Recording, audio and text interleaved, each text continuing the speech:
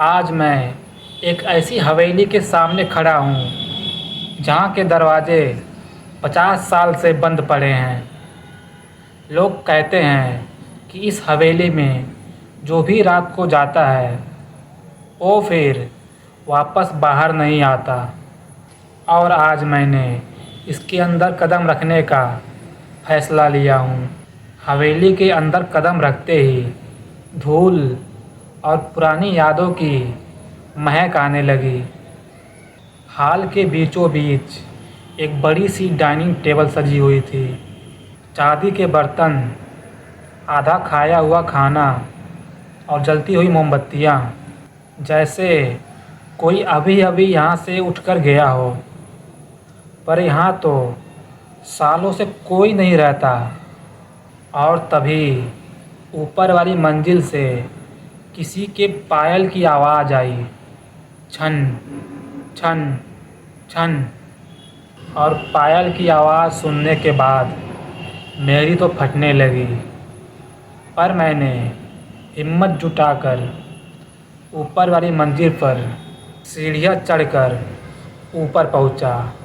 और वहाँ पर एक कमरा आधा खुला हुआ था और उस कमरे में एक औरत आईने के सामने बैठकर अपने बाल संवार रही थी। उसने लाल कपड़े पहने थे। मैंने उनसे पूछा कि आप यहाँ क्या कर रही हो? आप कौन हो? उसने मुड़कर देखा। उसका पूरा चेहरा आग से जला हुआ था और उसने एक पुरानी पेंटिंग की ओर इशारा की। और उस पेंटिंग में मैं था, उसी डाइनिंग टेबल पर खाना खाते हुए, वही कपड़े पहने जो मैंने उस दिन पहने थे।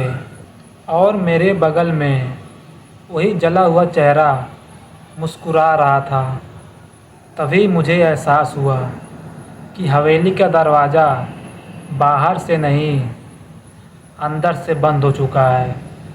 दीवार पर लिखी तारीख उसी दिन की थी जिस दिन मैं गया था। पर साल था 1924, 1924। मैं वर्तमान में नहीं, इतिहास में कैद हो चुका था। और मैं कैसे बाहर आया मुझे नहीं पता।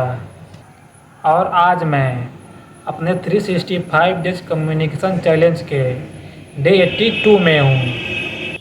पर मेरे शर्ट की जेब में आज भी उस हवेली की एक पुरानी चांदी का चम्मच मिला है। दोस्तों, कुछ जगहें समय में ही रुक जाती हैं और वो आपको अपने साथ रोकना चाहती हैं।